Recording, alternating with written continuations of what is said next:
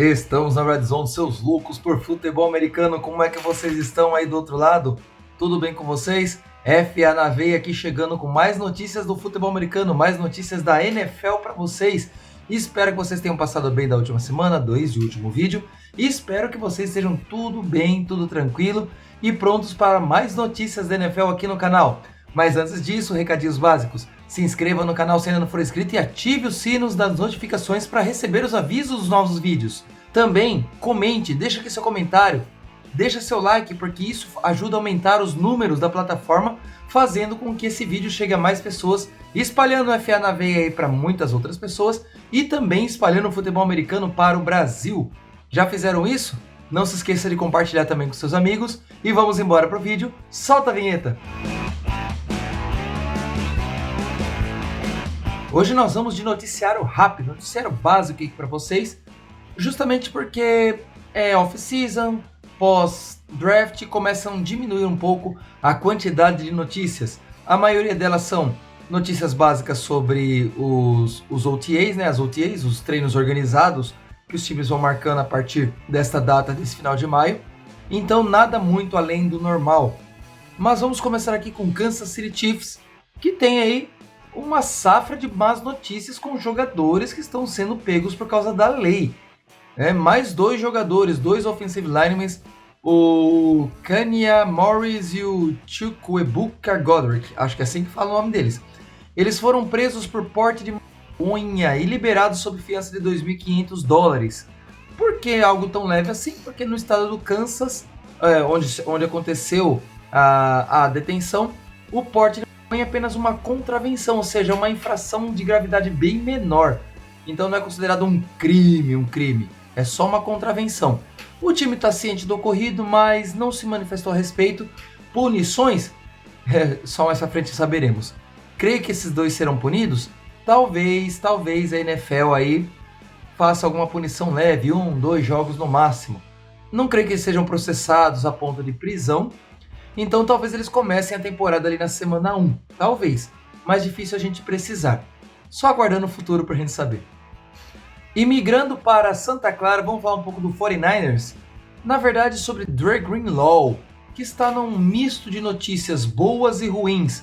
Por que misto de notícias boas e ruins?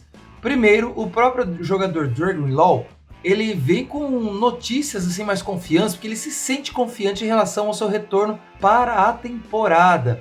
Ele diz que está indo passo a passo, pouco a pouco, fazendo uma fisioterapia ali, uma fisioterapia aqui, reforço muscular, reforço do nervo, para chegar na semana 1 e estar pronto para jogar. Porém, todavia, entretanto, a franquia contratou o linebacker Devondre Campbell por $1 ano e $5 milhões, apenas para essa temporada, porque John Lynch diz que Greenlaw pode até ser colocado na PUP, ou na PUP List, que é aquela lista de fisicamente incapazes de atuar. Ele fica ali mais ou menos até a semana 4, se eu não me engano, na PUP List, podendo ser ativado após a semana 4. Então, existe esse conflito de informações. Dre Greenlaw, otimista com seu retorno lá no início da temporada, e algumas contratações e a própria ação do front office naquela suspeita de que ele pode não estar pronto para a primeira semana. É aquela história. Se eu fosse técnico do time e ele estivesse 80%, 90% pronto, eu não colocaria ele na primeira semana. Porque é melhor você atrasar 4 semanas do que você simplesmente forçar o jogador e ele se machucar de novo. Isso daí não vale só para 49ers, isso vale para qualquer time. Continuando ali na Califórnia, vamos falar agora do Los Angeles Rams, e mais especificamente sobre Puka Nacua, wide receiver que surpreendeu o mundo ano passado com suas recepções mirabolantes, suas jardas pós-recepção gigantescas, conseguindo aí angariar excelentes números e quebrar recordes para um novato recebedor na liga, e que esse ano em tese, estaria aí sob uma pressão muito maior para continuar pelo menos no mesmo nível que ele demonstrou no ano passado. Como você acha que esse segundanista vai levar essa nova temporada? Ele vai ter uma queda natural? Ele vai ter uma manutenção do que ele fez ano passado ou ele vai evoluir? Talvez em números, evolução não seja algo assim tão necessária, mas pelo menos manter ali equilibrados os números com o ano passado, seja uma clara evidência de que ele sim está evoluindo.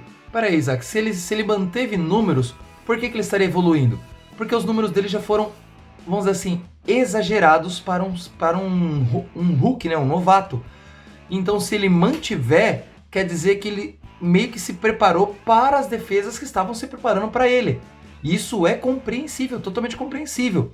Porque se antes as defesas não tinham nada sobre ele, a não ser os vídeos da faculdade, da universidade, o que não é grande coisa porque o padrão de defesa e ataque muda muito do college para a NFL, agora eles têm um número de jogadas, um número de vídeos sobre Puka Nacua gigantescos para analisarem e se prepararem para jogar contra ele. Então, isso pode aumentar um pouco a pressão, porque para ele talvez tenha que ser melhor do que ele foi no ano passado, mesmo que seja para fazer números um pouco abaixo ou na mesma quantidade que ele fez no ano passado, no ano anterior. Você acha que ele vai conseguir? O Puka Nacua diz que está tranquilo, que não existe pressão alguma em relação ao ano passado para ele. Ele se mantém firme na sua posição e ele está de boa com tudo isso.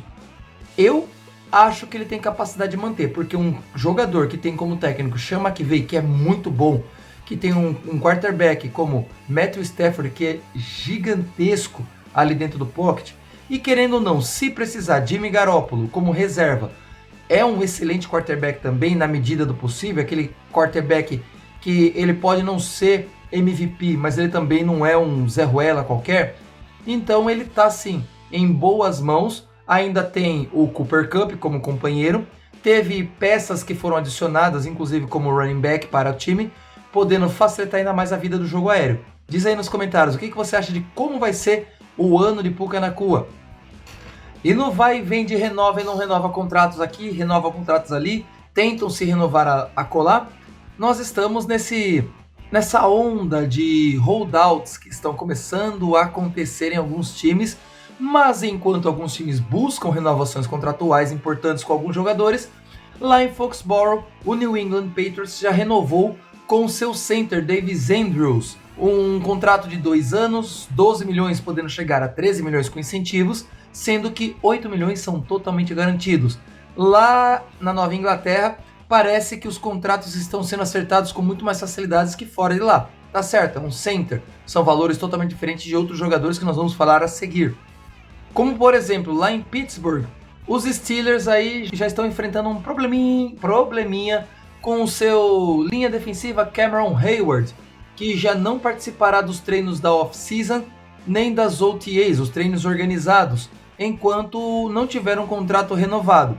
Detalhe, Cameron Hayward nunca jogou por outro time que não Pittsburgh Steelers, está no time desde o draft de 2011 e é a primeira vez que ele deixa de participar de treinos em busca de um contrato pela franquia. Em Minnesota, a história não é muito diferente, só que envolve o wide receiver Justin Jefferson, que também não compareceu ao primeiro dia de treinos organizados nesta intertemporada, e parece que fará sim um holdout. Holdout é uma greve involuntária. Ele para de jogar, consequentemente ele para de receber, ele não treina, ele não joga, e quando começar a temporada, enquanto ele não entrar em campo, ele também não recebe. Mas, porém, todavia, segundo consta aí nas notícias, enquanto o seu contrato não for assinado, ele não vai entrar em campo. Mais pra frente a gente fala um pouco sobre isso. Lá em Miami o problema é a mesma coisa, só que envolve o quarterback Tua Tagovailoa, que também está meio que sumido dos treinos da intertemporada pelo mesmo motivo. Enquanto ele não tiver um contrato assinado ou renovado, no caso dele, né, ele não vai entrar em campo. E esse é um tipo de comportamento que é até comum nesse período do ano para alguns jogadores, porque mesmo que você tenha o 5º ano ativado ou você esteja no último ano, sem ter um contrato fixo para o ano seguinte, mesmo que seja um contrato de 1 ano para o ano que vem, os jogadores ficam assim mais inseguros de entrar em campo, podendo correr o risco de uma contusão grave que o tire dos jogos, fazendo com que seu salário caia. Por que isso? Lá na NFL os jogadores recebem por jogo, por partida. Se eles são afastados por contusão, tá certo, existem alguns contratos, tem algumas cláusulas que os beneficiam nesses momentos. mas nem todo jogador tem esse benefício, nem todo jogador tem essa possibilidade. Então, para muitos, ficar sem jogar é ficar sem ganhar o salário mensal, no caso é o salário semanal.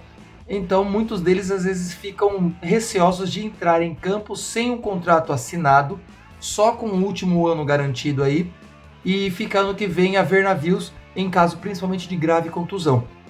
Não digo que eles estão 100% certos, mas também não estão errados, porque é a saúde deles que está aí em jogo. Como lá as regras dos contratos são diferentes das regras do futebol, por exemplo, onde você tem aqui, por exemplo, no Brasil, a CLT inclusa, eu creio que eles façam isso com uma certa razão de fazer, justamente para garantir um pouco mais da sua saúde. E o seu time? Lançou algum uniforme novo? Alguma beldade? Maravilhoso? Aquela mudança leve na cor, deixando ela um pouquinho mais clara, um pouquinho mais escura? E aí, seu time apresentou alguma novidade esse ano?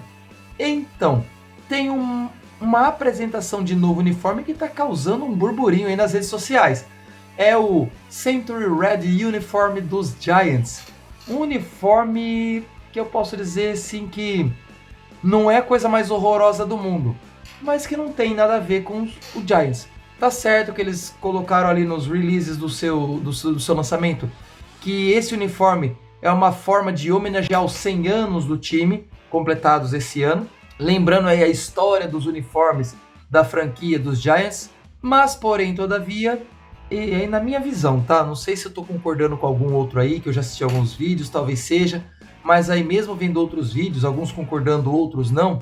Alguns concordando e depois discordando devido a pressões populares. O uniforme, ele... não é Giants aquilo ali. Não combina. O capacete, na minha opinião, ficou show de bola. Tá certo? Lembra dos Bears. Mas aí vendo alguns vídeos sobre os uniformes antigos dos Giants, lembra sim também o capacete antigo usado pela franquia. Mas, porém, todavia, é algo que não chama atenção.